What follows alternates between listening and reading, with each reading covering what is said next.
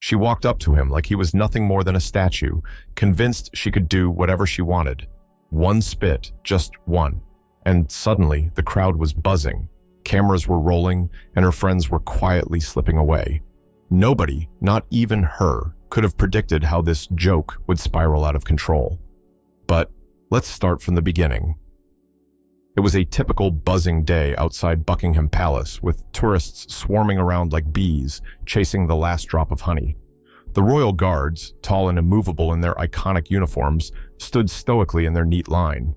Among them was James White, a 30-year-old blackguard who was more than just another face in the crowd. Known for his unshakable demeanor, James had a reputation for handling the madness of the tourist mob with grace. But today, even his legendary calm would be put to the ultimate test. Enter Linda Harrison, a 43-year-old blonde whose sole mission in life seemed to be to turn every mundane situation into a circus. Her friends called her the Queen of Drama behind her back, not that she'd mind. Linda thrived on attention like a moth drawn to a flame, and boy did she spot her next performance. James, the unyielding statue in red and black. "Hey y'all, check this out! Are these guys even real?" Linda hollered to her posse, her voice cutting through the crowd like nails on a chalkboard. Her friends chuckled, egging her on. The sea of tourists parted slightly as Linda sauntered closer to the guards, heels clicking against the cobblestones like a countdown to chaos. James didn't flinch. Not a twitch, not a blink. He was the picture of discipline. And that, of course, was gasoline on Linda's fire. "Yo, statue guy, you can hear me, right? I'm talking to you," she taunted, her voice dripping with mockery. Still, James stood firm, his eyes fixed on some invisible horizon. The crowd began to stir. Some whispered, some giggled, while others exchanged uneasy glances. But Linda wasn't done. Oh no. She was just getting started. She stepped closer, now practically in James's face. "What's the matter? Cat got your tongue?" she jeered, waving her hand theatrically in front of his unblinking eyes. Then, without warning, she did it, the unthinkable. She spat, a deliberate, calculated act, straight into James's face. The crowd gasped in unison, the air thick with a collective, "Did that really just happen?" Time seemed to freeze. James didn't move, not a muscle. The spit trailed down his stoic expression, and for a moment, Linda's smug grin faltered. There was something in his eyes, something fierce, something unyielding, that made her instinctively take half a step back. "That's it? Nothing? You're just gonna stand there?" Linda sneered, turning to her friends, fishing for laughs to rebuild her crumbling confidence. But the crowd wasn't laughing anymore. Phones were out, cameras rolling, whispers grew louder, angrier. "That's disgusting," someone muttered. "She can't get away with that," another voice chimed in. The atmosphere had shifted. What started as Linda's little sideshow was quickly spiraling into something much bigger. James stood silently, a sentinel of restraint, as the crowd began to swell with tension. Linda, oblivious to the storm brewing around her, threw her arms up dramatically. "Oh, come on, it's just a joke. What's the big deal?" But no one was laughing now. The big deal was about to hit her harder than she could have ever imagined. The spit had barely landed when the crowd's collective gasp was replaced by a tense murmur. Phones were raised, fingers flying across screens as people started recording and sharing what they'd just witnessed. And then, cutting through the buzzing chaos, a sharp voice rang out. "Ma'am, you just committed an assault on a public officer. I need you to present your ID immediately," barked Officer Michael Rivers, a young patrol cop who looked like he'd walked straight out of a recruitment poster. With his crisp uniform and determined expression, he was clearly not here to play games. Linda turned to face him, her lips curling into a smirk. "Assault? Are you kidding me? He didn't even move. I mean, come on. It was just a little fun," she said, letting out a laugh that echoed with forced confidence. But Officer Rivers wasn't laughing. "Ma'am, this is not a discussion ID now." His tone was all business, and his hand hovered near his radio. The smirk on Linda's face faltered, but she wasn't ready to back down yet. "Oh, give me a break. Are you seriously trying to arrest me for spitting? What is this, a police state?" she shot back, glancing at her friends for support. Her friends, however, had begun to inch away, their earlier laughter replaced with awkward silence. One of them muttered, "Linda, maybe just show him your ID." But Linda wasn't having it. "No way! This is ridiculous." she snapped, her voice rising above the murmurs of the growing crowd. Meanwhile, Officer Rivers gestured to another officer nearby.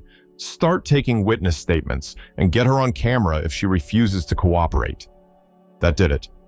Linda spun around, her face red with indignation. Camera? Oh, so now I'm a criminal? All I did was spit. You people are acting like I robbed a bank or something. The crowd was no longer on her side. Someone shouted, "That's disgusting. You should be ashamed of yourself." Another voice chimed in, "He's doing his job, lady. Respect it." Yet a few others muttered in her defense. "She's right, though. The guy didn't even react," one man whispered, earning a glare from a woman next to him. But the real star of the moment was James. Still standing perfectly still, he hadn't moved an inch since the incident. His calm, unshaken presence seemed to amplify the tension in the air, turning him into a silent symbol of endurance. Linda, now visibly flustered, made her second big mistake. As a bystander leaned in with their phone to capture a better angle, she lunged forward, swiping at the camera. "Stop filming me! You have no right!" she yelled, her voice trembling with a mix of rage and panic. Officer Rivers didn't hesitate. "Ma'am, that's enough. This is your final warning. Show me your ID or face arrest." The crowd erupted into murmurs again, a mixture of disbelief and anticipation. Linda crossed her arms, her defiance still burning, though the cracks in her confidence were beginning to show. And then, as if to seal her fate, a voice called out from the back of the crowd. "This video's already on Twitter. Look how fast it's blowing up." Linda froze. For the first time, true fear flickered in her eyes. She glanced around, realizing the weight of her actions wasn't just in the moment. It was spreading far beyond this street corner, but instead of backing down, she doubled down. "This is harassment. I'm not some criminal," she yelled, her voice breaking as the crowd grew louder. The tension was electric. Officer Rivers stepped forward, his voice firm but calm. "Ma'am, you've left me no choice." And with that, the scene was set for a clash that no one in the crowd would forget anytime soon. The sound of sirens slicing through the bustling noise of the street was the final nail in Linda's self-made coffin. Within moments, the scene that had been a chaotic swirl of whispers, accusations, and phones flashing in unison was now locked under the watchful eyes of multiple police officers stepping out of their cars. The crowd parted like waves as they approached, their presence demanding attention and silence. For the first time, Linda's confident smirk cracked into a look of panic. Her bravado fizzled out like a dying sparkler. She held up her hands, palms out, as if trying to halt the inevitable. "Wait, listen, this is all just a huge misunderstanding. It was a joke. You guys are blowing this way out of proportion," she said, her voice now trembling under the weight of the moment. But no one was buying it. Not the officers, not the crowd, and certainly not the stoic guard she had targeted. "Ma'am, put your hands behind your back," Officer Rivers said firmly. His tone wasn't angry, but it carried an air of finality. "No, this is so unfair. I didn't hurt anyone," Linda protested, her voice growing shrill as the reality of her situation began to sink in. She took a shaky step back, her eyes darting around as if searching for someone to save her. The crowd wasn't having it. "Unfair? Seriously? You think it's fair to spit on someone doing their job?" One voice shouted. "You thought you could get away with it because you didn't fight back, didn't you?"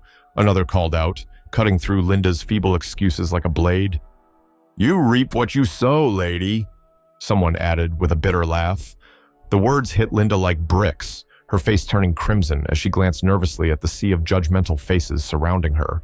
The cameras weren't just recording anymore. They were condemning her in real time. The officers moved quickly, and before Linda could protest further, cold metal cuffs clicked around her wrists. "This is ridiculous. I'm not a criminal. It was just a stupid joke," she screamed, twisting her head to glare at Officer Rivers, but her cries were drowned out by the hum of the crowd. The weight of public opinion bore down on her like a tidal wave. Then, something unexpected happened. James, the guard who had been the silent epicenter of the chaos, took a step forward. The crowd fell into a hushed silence as he raised his hands, removed his iconic bearskin hat, and addressed the officers.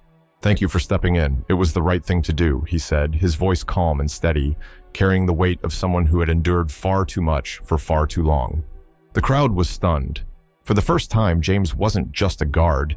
He was a person, speaking with the quiet authority of someone who had just reclaimed a piece of his dignity. Linda, still cuffed and fuming, stared at him in disbelief. "You're seriously okay with this? I didn't even do anything that bad." James turned to her, his expression unreadable. "Respect goes both ways, ma'am. Maybe next time you'll think twice before crossing that line." His words hung in the air, heavy and unshakable, as Linda was led away to the waiting police car. Her pleas and protests faded into the distance, drowned out by the roar of her own undoing. The crowd watched her go, some shaking their heads, others muttering words of approval. But the focus quickly shifted back to James. He stood there, his uniform slightly scuffed, but his presence as unyielding as ever. He placed his hat back on, returned to his post, and resumed his duty as if nothing had happened. For Linda, this day would live on as her ultimate humiliation, a reminder that actions have consequences, no matter how small they may seem. For James, it was another chapter in a lifetime of battles fought not with fists or anger, but with quiet resilience and unshakable dignity. What would you have done if you were in James's place? Do you think he handled the situation the best way, or would you have responded differently? Share your thoughts in the comments below. Have you or someone you know ever faced a similar situation? Let's start a conversation. Your experiences and opinions matter. Don't forget to like this story if it resonated with you and share it to spread awareness about these important issues. This story was created to shine a light on a problem that affects so many people, with the hope of making the world a better, kinder place. Your voice can help inspire change. Your opinion matters.